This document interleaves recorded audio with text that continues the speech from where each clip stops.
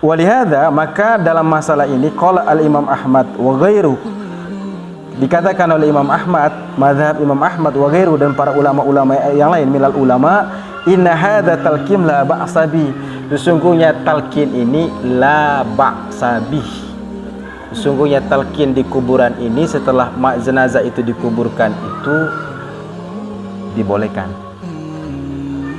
dibolehkan. Kendati sebagian sahabat Nabi itu tidak pernah melakukan. Ada sebagian sahabat Nabi itu juga pernah melakukan.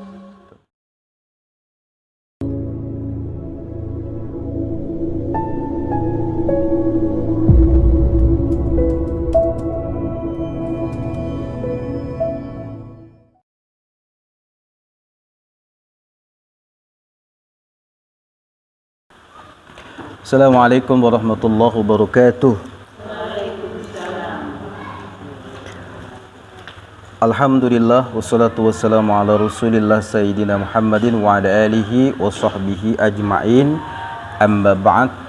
Wa qalu subhanaka la ilma lana illa ma 'allamtana innaka antal alimul hakim.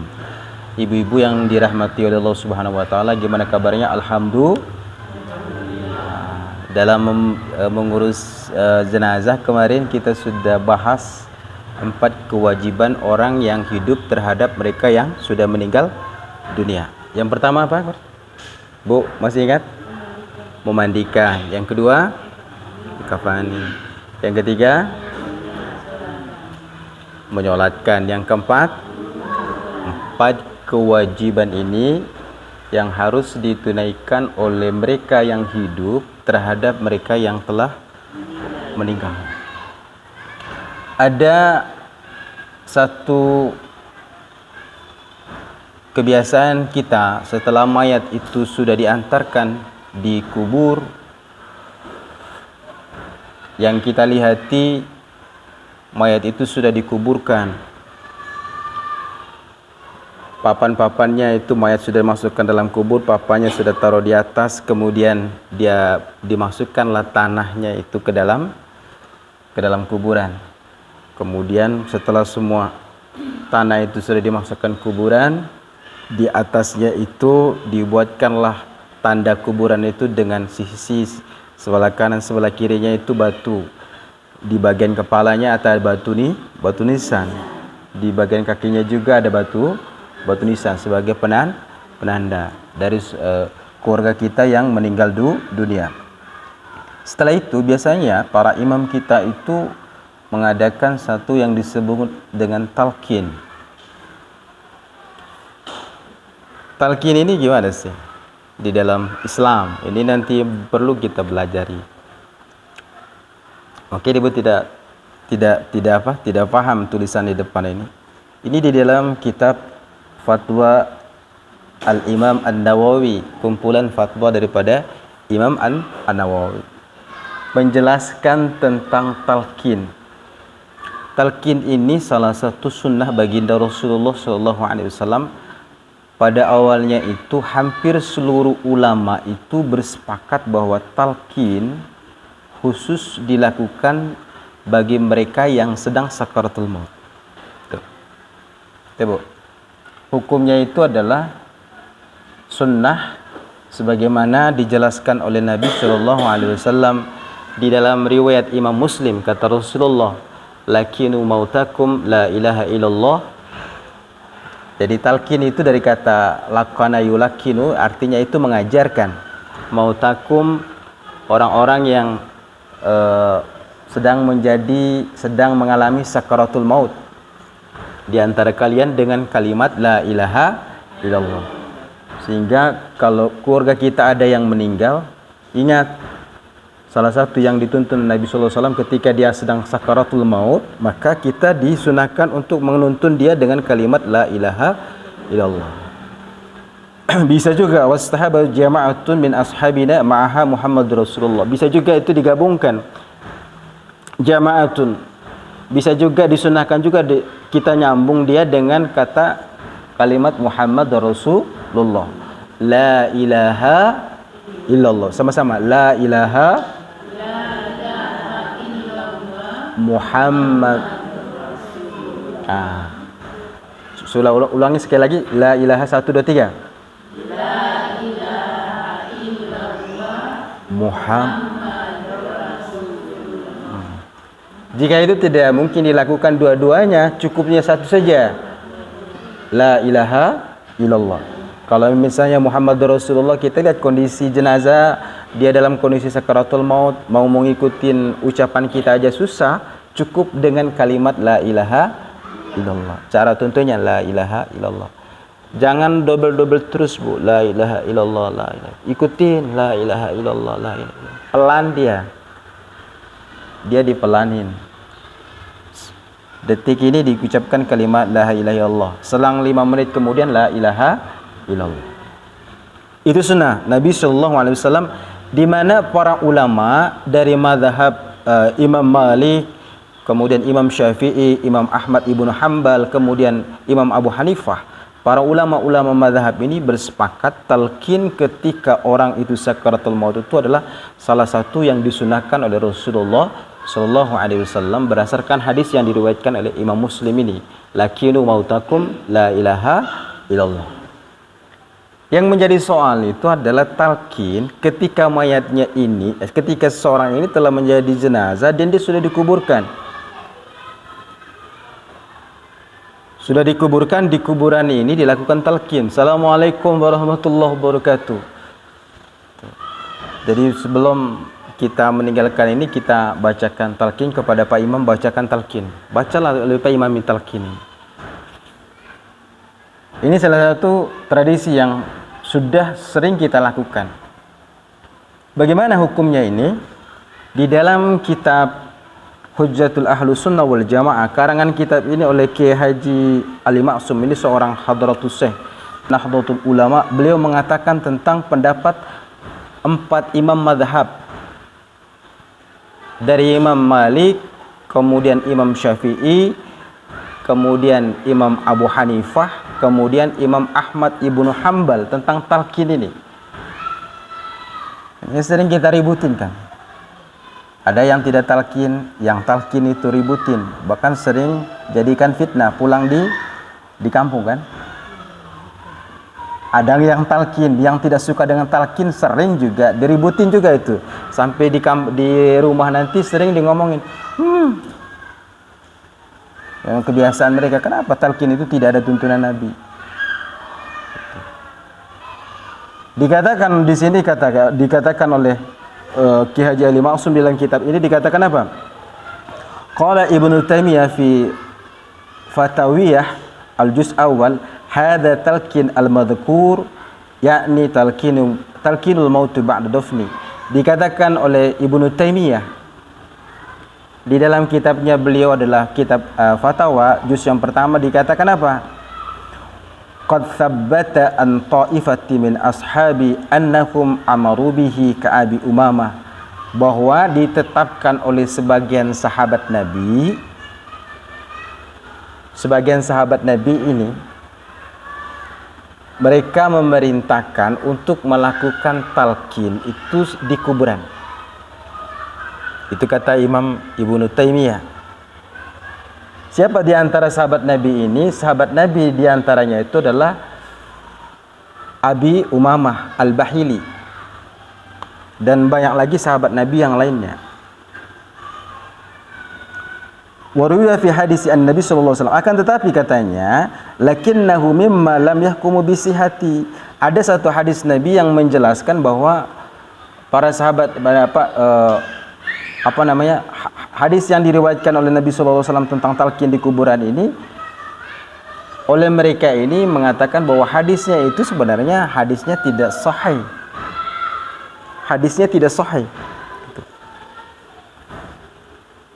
Kenapa hadisnya itu tidak sahih? Karena sebagian sahabat Nabi itu tidak pernah melakukan.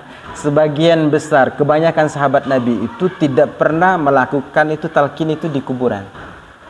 Tapi sebagian kecil sahabat Nabi itu pernah melakukan talqin itu di kuburan. Jadi kata Ibnu Taimiyah bahwasanya sebagian sahabat Nabi itu pernah melakukan talqin. Tetapi hadisnya itu kata mereka itu hadisnya tidak sahih, dhaif. Hadisnya itu lemah. Riwayatnya itu lemah. Kemudian sebagian juga sahabat Nabi itu juga tidak melakukan talqin. Sebagian melakukan talqin, sebagiannya tidak. Itu. Walihada, maka dalam masalah ini qala al-Imam Ahmad wa ghairuh, dikatakan oleh Imam Ahmad, mazhab Imam Ahmad wa ghairuh, dan para ulama-ulama yang lain minal ulama, inna hadza talqin la ba'sa bih. Sesungguhnya talqin ini la ba'sa bih. Sesungguhnya talqin di kuburan ini setelah jenazah itu dikuburkan itu dibolehkan. Dibolehkan. Kendati sebagian sahabat Nabi itu tidak pernah melakukan. Ada sebagian sahabat Nabi itu juga pernah melakukan.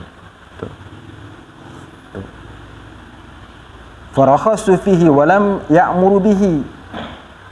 Jadi sebagian sahabat Nabi, Imam Ahmad dan para ulama dari mazhab Imam Ahmad bin Hanbal ini dan para ulama pengikut Imam Ahmad ini, mereka mengatakan membolehkan itu talqin di kuburan, boleh talqin di kuburan, tetapi mereka tidak memerintahkannya. Talqin itu di kuburan. Man rabbuka wa man nabiyuka wa man dinuka wa ma kiblatuka wa ma ikhwanuka, itu boleh.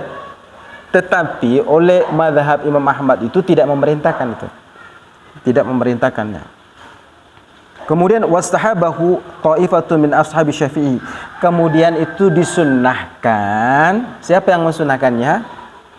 Para ulama dari kalangan pengikut Imam Syafi'i. Disunahkan oleh para ulama dari kalangan ulama Syafi'i. Kemudian juga Imam Ahmad. Wa qarahahu ta'ifatu min ashabi Maliki, akan tetapi dimakruhkan. Ingat, Imam Ahmad dan Imam Syafi'i itu membolehkan, tetapi para ulama dari kalangan mazhab Maliki itu memakruhkan untuk talqin itu dikuburkan. Sehingga jangan heran, Bu, kalau ada kita lihat kita punya saudara atau keluarga itu dikuburkan, setelah dia dikuburkan itu tidak ditalqinkan. Mereka berpegangan kepada pendapat Imam Malik yang mengatakan bahwa talqin itu di kuburan itu adalah makruh. Begitu juga yang tidak talqin, jangan heran kalau ada saudara kita ketika ada saudaranya yang wafat, kemudian setelah itu ditalqinkan, man rabbuka, bacakan talqin, la ilaha illallah Muhammadur Rasulullah, man rabbuka wa man nabiyuka wa man kiblatuka wa ma ikhwanuka wa ma dinuka. Kemudian raditu billahi rabba wa bil islam dina wa bi Muhammadin nabiyya wa rasula. Itu dibacakan itu setelah dikuburkan jenazah ini. Mereka lakukan talqin itu karena mengikuti pendapat daripada para ulama dari kalangan Syafi'i. Bu, maka oleh karena itu jangan terlalu, kalau ada saudara keluarganya dia tidak ditalqinkan, enggak usah jadikan fitnah. Jangan jadikan fitnah. Karena mereka punya pandangan hujahnya itu dari kalangan para ulama mazhab Maliki. Begitu juga yang tidak talqin, jangan juga memfitnah mereka yang talqin. Karena mereka mengikuti pandangan daripada para ulama dari kalangan Syafi'i yang mensunnahkan daripada talqin ini. Tuh. Dan ini ibu-ibu yang dirahmati oleh Allah Subhanahu wa taala, ini pemahaman yang harus kita pegang agar jangan sampai di tengah masyarakat kita itu terjadi karena persoalan talqin dan tidak talqin, kunut dan tidak kunut, kita pecah. Jangan sampai seperti itu. Bagi yang sudah talqin, teruskan talqinnya. Bagi yang tidak talqin, udah teruskan itu. Tidak teruskan itu. Yang jelas di sini ada sandaran para ulama itu yang dipegang masing-masing, pendapatnya masing-masing. Itu Bu ya. Untuk masalah talqin di kuburan. Ini kalau saya bahas sangat sangat luas sekali materinya. Yang jelas cara talqinnya, kalau yang talqin ini saya luruskan, nanti tolong diingatkan imam-imamnya besok itu. Kalau talqin sudah dikuburkan itu. Di sini dikatakan ini, di dalam kitab ini dikatakan bahwa bacaan-bacaannya, ini cara talqinnya ini. Wa naqalahu al-Qadhi Husain an ashabina, itu dinukilkan oleh al-Qadhi Husain an ashabina, merupakan sahabat kami, qalu yastahabu, itu disunnahkan orang yang talqin, Bu. Itu nanti dikoreksi para imamnya, para guru kita. Sunnahnya talqin bagi jenazah yang sudah dikuburkan itu ayyajlisa insanu 'inda ra'sil mayit. Ini an yajlisal insanu 'inda ra'sil mayit. Seseorang yang talqin itu dia harus duduk di atas kepala jenazah.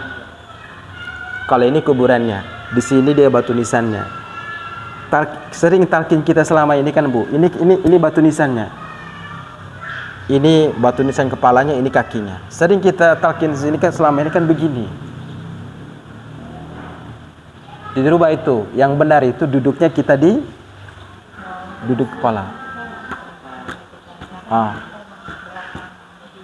Ya, menghadapi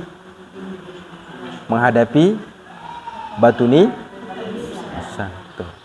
Bu, selama ini kita, para imam kita itu sering talqinnya itu menghadap ke kepala. Padahal yang benar itu adalah talqin yang benar, maka duduklah kita di atas kepala. Tuh. Kemudian bacalah tadi itu bacaan talqin itu.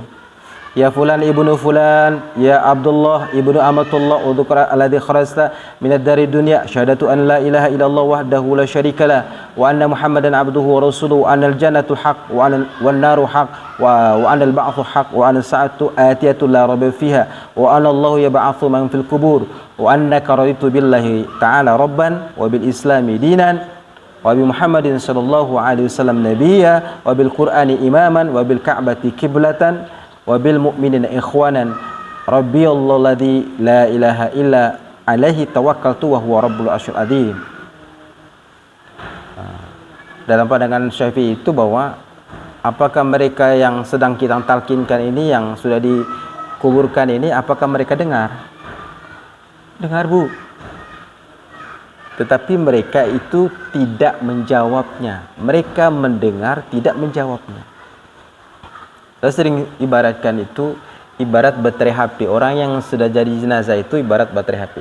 Orang yang masih hidup itu baterai HP, seperti baterai HP yang full. Ibu cas HP.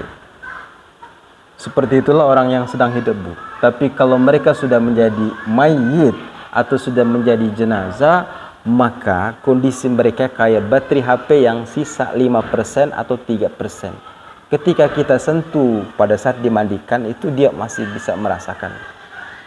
Ketika kita berbicara di samping jenazah ini yang sedang terbaring, sesungguhnya jenazah ini mendengar pembicaraan kita. Begitu juga ketika jenazah ini dikuburkan di dalam kuburan, orang-orang di sekitar kubur itu melakukan talqin atau bacaan doa, sesungguhnya si jenazah atau mayat itu dia mendengarkan bacaan kita, akan tetapi mereka tidak menjawab. Mereka tidak menjawab. Sehingga apa hikmahnya? Kalau hadir di tempat takziah, jangan bicara ngarong ngidul. Besok kemarin ada nemu kelapa tetangga di sana, saya dengan dia ambil aja kelapanya. Pembicaraan kita itu, mengambil barang milik orang lain itu sebuah kesaksian kita kepada Allah bahwa dia itu tidak baik. Saya kangen betul itu kalau dia maki-maki kita itu. Saya kangen betul dia ini. Kalau dia maki-maki kita, itu kesaksian tidak bagus. Makanya di Jawa ketika jenazah itu disolatkan, diangkatlah jenazah ini sampai di pintu masjid itu. Jenazahnya itu sedang dipanggu oleh dua orang di depan, 2 orang di belakang. Kemudian imamnya yang habis sholatkan tadi itu memimpin. Dia tahan dulu jenazahnya. Ra'aitukum hadzal mayit. Kaifa ra'aitukum hadza jenazah. Bagaimana kalian melihat jenazah ini? Bagaimana kalian melihat orang ini? Semua satu masjid itu disunahkan itu mengucapkan khair. Harus dengan suara yang kencang mengucapkan apa? Khair. Orang ini adalah orang baik. Artinya apa? Orang-orang yang datang ke situ memberikan kesaksian, itu didengarkan langsung oleh Allah bahwa jenazah ini adalah orang yang baik. Makanya kalau kita adabnya ketika takziah itu, jangan bicara tentang jenazah ini, selain yang kita bicarakan adalah kebaikan untuk jenazah. Begitu juga ketika di kuburan. Jangan bicara yang ngarung ngidul, tapi renungin diri kita bahwa sungguhnya kita akan seperti dia, akan kembali menghadap Allah Subhanahu wa Ta'ala. Jadi talqin itu dari kalangan ulama Syafi'i itu mensunahkan talqin itu di kuburan. Tapi dari kalangan Maliki dan para ulama Maliki itu bahwa talqin di kuburan itu satu hal yang dimakruhkan itu dilaksanakan. Insya Allah. Jadi ibu-ibu yang dirahmati Allah Subhanahu wa Ta'ala, kita akhiri pertemuan kita dengan doa kifaratul majlis. Subhanallah wa bihamdi, subhanallah wa bihamdika, asyhadu an la ilaha illa anta, astaghfiruka wa atubu ilaik. Assalamualaikum warahmatullahi wabarakatuh.